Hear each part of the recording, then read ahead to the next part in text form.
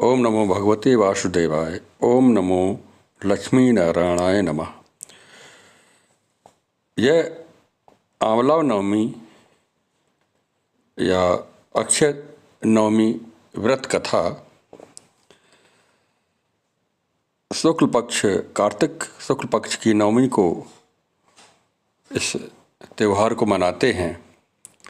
पौराणिक मान्यता के अनुसार कार्तिक शुक्ल पक्ष की नवमी से लेकर पूर्णिमा तक भगवान विष्णु आंवले के पेड़ पर निवास करते हैं, इसलिए इस पेड़ की पूजा अर्चना की जाती है। यह भी कहा जाता है कि इस दिन भगवान श्री कृष्ण अपनी बाल लीलाओं को त्याग करके वृंदावन की गलियों को छोड़ करके मथुरा चले गए थे। आयुर्वेद के अनुसार आंवला आयु बढ़ाने वाला फल है। यह अमृत के समान माना गया है, इसलिए हिंदू धर्म में इसको ज़्यादा महत्व देते हैं। आंवले के वृक्ष की पूजा करने से देवी देवताओं का आशीर्वाद प्राप्त होता है। इस दिन व्रत रखने से संतान की प्राप्ति होती है। ऐसी मान्यता है कि आंवला पेड़ की पूजा कर 108 बार इसकी परिक्रमा करने से अखंड फल प्राप्त होता है और इसका परिक्रमा करने से मनोकामनाएं पूरी होती हैं। इस दिन विष्णु सहित यानी लक्ष्मी नारायण का सहित आंवला पेड़ की पूजा अर्चना करने से अक्षय पुण्य की प्राप्ति होती है। अन्य दिनों की तुलना में नवमी पर किया गया दान पुण्य कई गुना अधिक लाभ दिलाता है। आंवले के वृक्ष के नीचे भी दान पुण्य और भोजन कराने से पुण्य होता है। कन्या ब्राह्मण भोजन कराने से अनंत गुना फल होता है और धर्मशास्त्र अनुसार इस दिन स्नान दान यात्रा करने से अक्षय पुण्य की प्राप्ति होती है। कैसे मनाते हैं इस त्यौहार को? तो आंवले के वृक्ष के नीचे पूर्व दिशा में बैठ करके पूर्व दिशा की मुँह करके पूजन किया जाता है। इसकी जड़ में दूध डालते हैं, दूध देना चाहिए। बाद में पेड़ के चारों ओर कच्चा धागा बांध करके कपूर बाती शुद्ध घी की आरती बना करके आरती करते हैं और शुद्ध घी की बाती आरती करते हुए 7 बार परिक्रमा करनी चाहिए। इस दिन महिलाएं किसी ऐसे गार्डन में जहां आंवले का वृक्ष हो वहां जाकर के वहीं भोजन करती हैं। पूजा अर्चना के बाद खीर पूड़ी सब्जी मिष्ठान आदि का भोग लगाया जाता है। नवमी के दिन महिलाएं भी अक्षत पुष्प चंदन आदि से पूजा अर्चना कर पीला धागा लपेट कर वृक्ष की परिक्रमा करती हैं। आंवला नवमी के दिन परिवार के बड़े बुजुर्ग सदस्य विधि विधान से आंवला वृक्ष का पूजन करके भक्ति भाव से पर्व को मना करके आंवला पूजन के बाद पेड़ की छांव पर ब्राह्मण भोजन भी कराते हैं। आंवले के वृक्ष के नीचे ब्राह्मणों को भोजन या कन्या भोजन कराने का अनंत गुना फल प्राप्त होता है। वृक्ष के निकट बैठकर भोजन करें, इसका भी फल प्राप्त होता है। निरोग स्वस्थ रहते हैं। धात्री वृक्ष यानी आंवला को धात्री वृक्ष कहते हैं के नीचे पूर्व मुख होकर के ओम धात्रय नमः मंत्र से आंवले वृक्ष की जड़ से दूध की धार गिराते हुए पितरों का तर्पण का भी विधान है। ओम धात्रय नमः कहते हुए पितरों की भी तृप्ति होती है। आंवले वृक्ष के नीचे इस प्रकार किया गया पुण्य अनंत गुना फल देता है। इस प्रकार ओम धात्रय नमः का उच्चारण किया जाता है वृक्ष के नीचे। आंवला नवमी के पर उज्जैनी में कर्क तीर्थ यात्रा नगर प्रदक्षिणा का प्रचलन भी है। वर्षों पहले आंवला नवमी पर उज्जैनी में भूखी माता मंदिर के सामने क्षिप्रा तट स्थित कर्कराज मंदिर के कर्क तीर्थ यात्रा का प्रारंभ नगर के स्थित प्रमुख मंदिरों पर दर्शन पूजन कर नगर प्रदक्षिणा करते हुए कालांतर में यह यात्रा कुछ लोगों के द्वारा की जाती है। बाद में यह परंपरा बन गई है। तो यह भी पढ़ते हैं कुछ कि धरा पर हमारी लक्ष्मी माता जब इस पृथ्वी पर आई तो उन्होंने आंवले वृक्ष के नीचे उन्होंने पूजन किया था, ऐसा भी कथन मिलता है। तो उन्होंने विचार मग्न होकर के एहसास हुआ कि धरा पर उन दोनों देवों का एक साथ पूजन केवल आंवले पेड़ के सन्मुख किया जा सकता है, यानी भगवान शंकर का और हमारे नारायण जी का, यानी कि ऐसा कहा जाता है कि आंवले में बेल और तुलसी दोनों गुण पाए जाते हैं। इसलिए पश्चात माँ लक्ष्मी ने विधि विधान से आंवले पेड़ पर भगवान शिव और विष्णु की पूजा की थी। माँ लक्ष्मी की भक्ति देख करके दोनों देव प्रकट हुए और उस समय माँ लक्ष्मी ने आंवला पेड़ के पास भोजन पकाया और दोनों देवों को भोजन कराया कि वो पृथ्वी पर विचरण करने आई थी। और लोगों को देख करके, वहाँ पर प्रजा को देख करके उनके मन में एक प्रकार का तीर्थ, एक व्रत का उन्होंने लोगों को एक व्रत की एक परंपरा शुरुआत की माता लक्ष्मी ने। इसीलिए लक्ष्मी नारायण का भी पूजन का विधान होता है। इसलिए लक्ष्मी की वृद्धि होती है इस पूजन करने से। यानी उन्होंने भगवान शिव और नारायण को भोजन कराया था। इसलिए हर वर्ष कार्तिक माह के शुक्ल पक्ष की नवमी को अक्षय नवमी मनाई जाती है। इसको ये ऐसा यहाँ पर कथाएं प्रचलित हैं।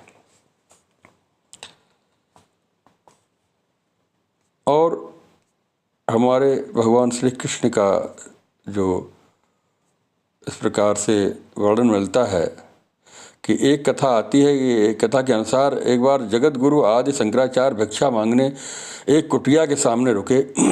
वहाँ एक बूढ़ी औरत रहती थी जो अत्यंत गरीबी और दयनीय स्थिति में थी। शंकराचार्य की आवाज़ सुन करके वह बूढ़ी औरत बाहर आई। उनके हाथ में एक सूखा आंवला था। वह बोली, महात्मा, मेरे पास इस सूखे आंवले के सिवाय कुछ नहीं है जो आपको भिक्षा में दे। शंकराचार्य जी को उनकी स्थिति पर दया आ गई और उन्होंने उसी समय उसकी मदद करने के प्रण लिया। उन्होंने अपनी आंख बंद की और मंत्र रूपी 22 श्लोक बोले, यानी वो कनक धारा के जो श्लोक हैं मंत्र बोले, और माँ लक्ष्मी को दिव्य दर्शन दिए। लक्ष्मी जी ने वहाँ पर दर्शन दिए और वो जो आंवला था वो स्वर्ण में परिवर्तित हो गया था, ऐसा कथा मिलती है। लक्ष्मी जी ने दर्शन दिए, प्रसन्न होकर के माँ लक्ष्मी ने उन्हें दिव्य दर्शन दिया। शंकराचार्य ने उस औरत ने अपने पूर्व जन्म की कोई भी वस्तु दान नहीं की थी, इसलिए वो दरिद्र थी। यह अत्यंत कंजूस थी और मजबूरी बस कभी किसी को कुछ देना ही पड़ जाए तो वह बुरे मन से दान करती थी। इसलिए इस जन्म में उसकी यह हालत हुई। वह अपने कर्मों के फल भोग रही थी। दरिद्र योग था उसके जीवन में, इस कुंडली में इसको कोई सहायता नहीं कर सकती थी। इसलिए भगवान शंकराचार्य ने देवी लक्ष्मी की बात, लक्ष्मी जी की जो ये बातें लक्ष्मी जी ने उनको बताई थी उस बुढ़िया के बारे में, तो शंकराचार्य जी ने पूर्व जन्म के दान धर्म नहीं किया है, तो इस जन्म से पूर्ण श्रद्धा से मुझे यह सूखा आंवला भेंट किया है माता, जिसके घर में कुछ नहीं होते हुए भी इसने मुझे यह सौंप दिया है। इस समय इसके पास यही सबसे बड़ी पूंजी है, एक आंवला ही बहुत है, इसकी बहुत बड़ी पूंजी। क्या इतना भेंट करना पर्याप्त नहीं है? शंकराचार्य की इस बात से देवी लक्ष्मी प्रसन्न हुई। यानी एक आंवला दान करने से उस लक्ष्मी जी प्रसन्न हो गई थी। उसका पाप का क्षय हो गया और उस कुटिया में स्वर्ण आंवलों की वर्षा हुई। ये भी कथा प्रचलित थी।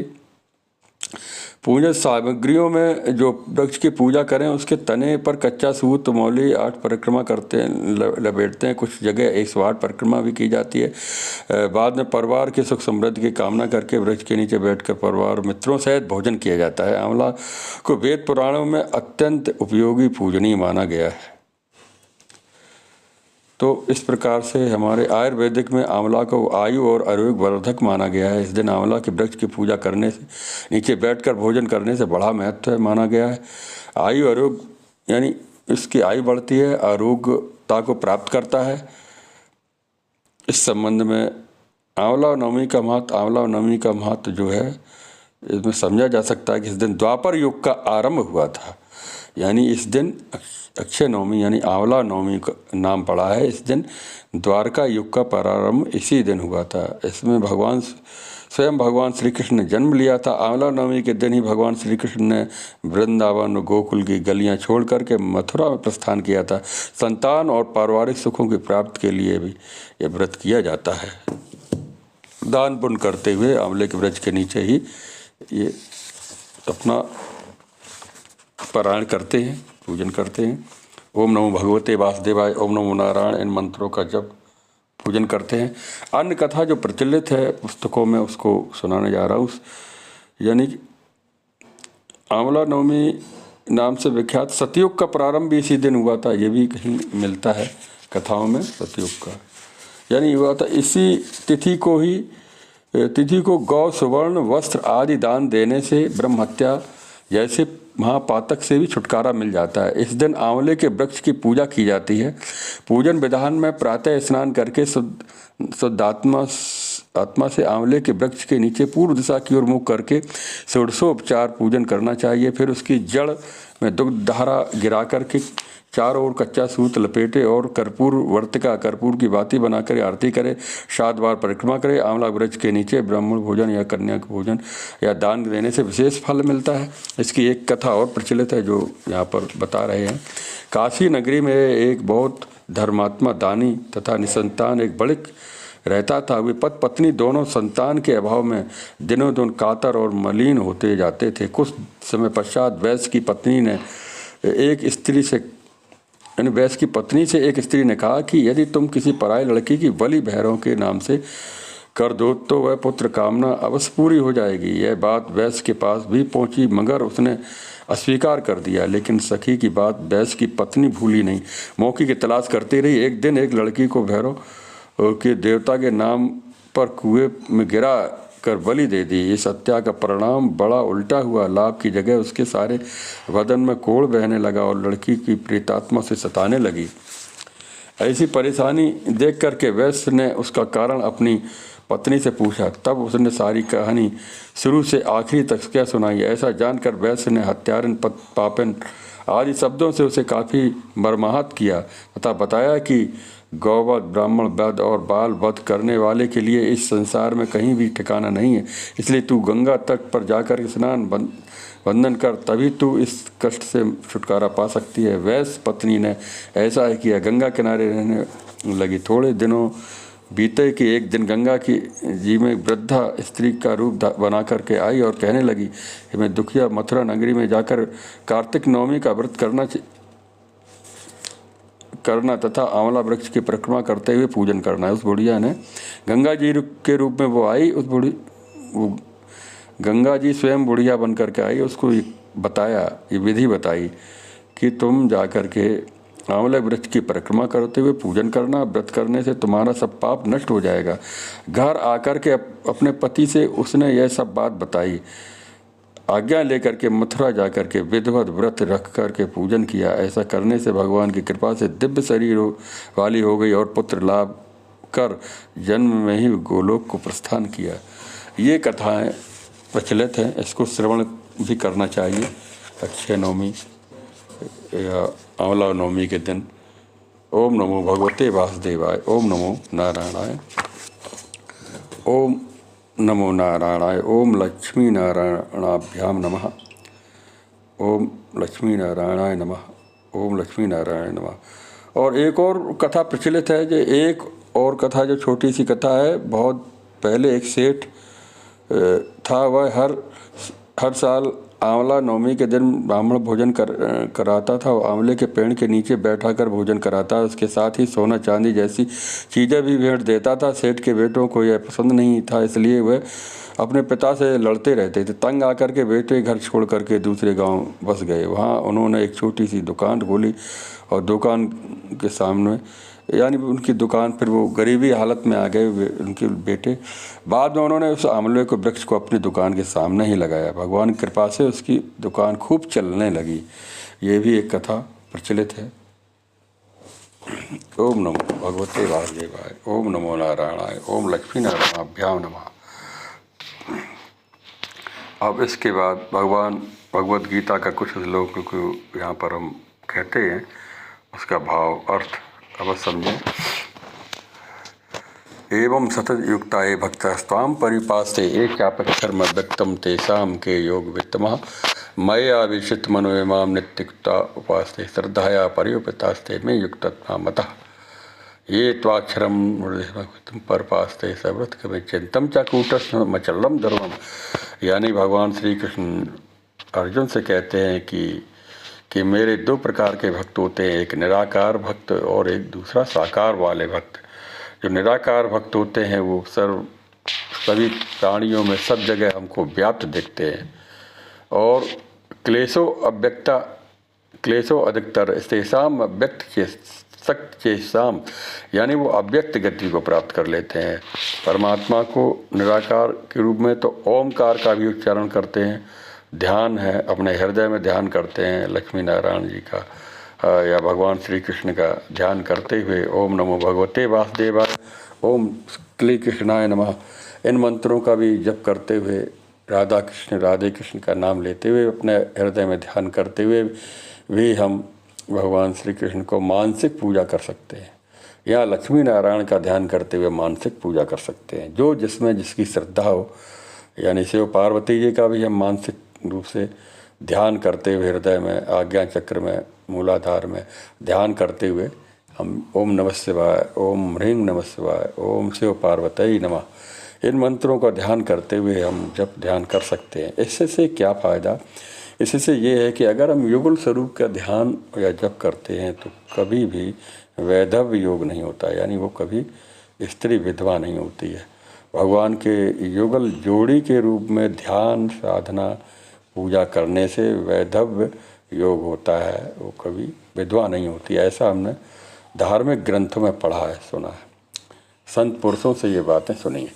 तो इस प्रकार से हम भगवान के युगल स्वरूप का है आंवले वृक्ष के नीचे अगर हम 5-10 मिनट भी जब ध्यान करते हैं तो अवश्य अक्षय फल प्राप्त होता है, क्योंकि उसके नीचे ध्यान जप सुमरन का अक्षय फल प्राप्त होता है।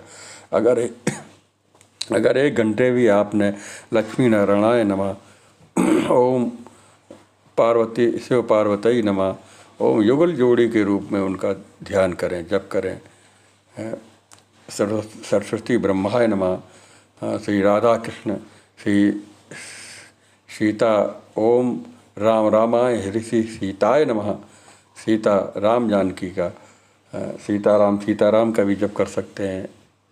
इस प्रकार से अगर हम जप ध्यान करते हैं, युगल स्वरूप में हम उनका ध्यान करते हैं, यहाँ तक बताया गया है कि अक्षय नवमी में आंवला वृक्ष के नीचे ऐसा ध्यान ऐसी क्रिया करने से उसका वैधव्य यानी कभी वो विधवा नहीं हो सकती और उसका अकाल मृत्यु भी नहीं हो सकती। ये छोटी छोटी युक्तियों को अपने जीवन में अगर हम अपनाते हैं तो हम बहुत कुछ अपने बुरी ग्रह दशाओं को भी हम पार कर जाते हैं। ओम नमो भगवते वासुदेवाय, ओम नमो नारायणाय। कितना भी कुयोग, कितना भी बुरे योग हमारे जीवन में हो तो ऐसे व्रत त्यौहार आते हैं तो हमें उन युक्तियों को अपने जीवन में अवश्य पालन करना चाहिए और लाभ लेना चाहिए।